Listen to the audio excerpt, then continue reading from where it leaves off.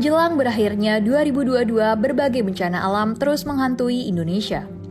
Setelah terjadinya rangkaian gempa bumi di berbagai wilayah tanah air, kini Gunung Semeru juga menunjukkan peningkatan aktivitas dengan terjadinya erupsi. Meningkatnya aktivitas Gunung Semeru sudah terjadi dari 4 Desember 2022 dan telah mengalami puluhan erupsi sampai 7 Desember 2022.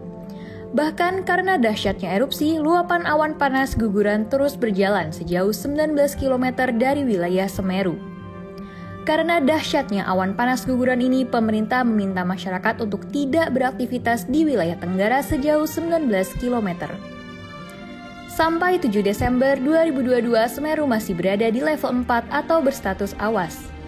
Dampak erupsi Semeru sampai 7 Desember 2022 menyebabkan 29 ekor ternak mati dan berdampak pada lahan serta infrastruktur, yaitu 71 hektar lahan pertanian, 2 unit jembatan, 3 km ruas jalan, 1 fasilitas pendidikan, dan 4 tempat ibadah.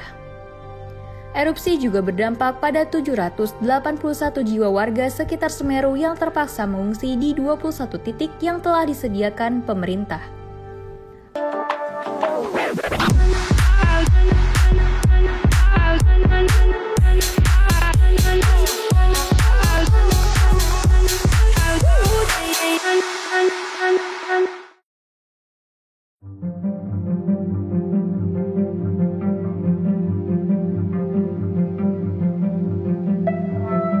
Melihat erupsi yang terjadi pada Gunung Semeru, tim Litbang Media Indonesia berupaya merangkum peristiwa erupsi atau letusan gunung berapi selama Januari sampai 7 Desember 2022. Menurut data Pusat Vulkanologi dan Mitigasi Bencana Geologi atau PVMBG, Gunung Anak Rakatau paling banyak mengalami erupsi dengan 88 letusan.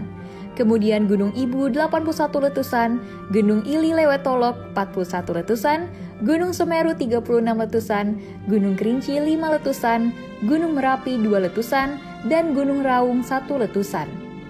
Melihat banyaknya gunung berapi serta seringnya aktivitas gunung berapi di Indonesia, PVMBG membagi status gunung berapi menjadi beberapa tingkatan. Status itu terbagi menjadi 4 level. Level 1 atau status normal berarti tidak ada perubahan aktivitas secara visual, seismik, dan kejadian vulkanis serta menunjukkan tidak ada letusan hingga kurun waktu tertentu.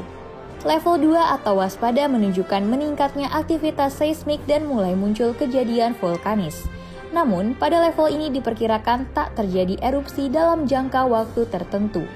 Level 3 atau siaga yaitu ada peningkatan seismik yang didukung dengan pemantauan vulkanis lainnya. Pada level ini kemungkinan erupsi besar mungkin terjadi dalam kurun 2 pekan. Level 4 atau awas, terjadi letusan utama yang dilanjutkan dengan letusan awal, diikuti semburan abu dan uap. Setelah itu akan diikuti dengan erupsi besar, kemungkinan erupsi besar akan berlangsung dalam kurun 24 jam. Sampai 7 Desember 2022 terdapat beberapa gunung berapi yang mulai menunjukkan peningkatan aktivitas. Gunung berapi tersebut ialah Merapi yang berada pada level 3 atau siaga, Anak Rakatau level 3, Semeru level 4 atau awas, dan Lewetolok level 3. Maraknya aktivitas gunung berapi ini sebenarnya terjadi karena Indonesia berada dalam ancaman Ring of Fire. Ring of Fire sering disebut juga sebagai sabuk aktif seismik yang berbentuk tapal kuda memanjang dengan batas lempeng tektonik dan membatasi cekungan Pasifik. Ring of Fire membentang sepanjang 40.000 km dan disebut dengan cincin api karena berhubungan dengan gunung berapi. Ring of Fire seringkali bertanggung jawab atas sebagian besar gempa bumi terkuat di dunia. Di atas Ring of Fire berdiri 75% dari gunung berapi yang tersebar di berbagai negara dunia. Namun, tahukah Anda bahwa ada beberapa peristiwa besar yang disebabkan Rings of Fire di Indonesia? Ya, Rings of Fire bertanggung jawab atas letusan dahsyat Gunung Tambora yang terjadi pada tahun 1815, letusan Gunung Krakatau pada tahun 1883, dan gempa Aceh atau tsunami Samudra Hindia pada tahun 2004.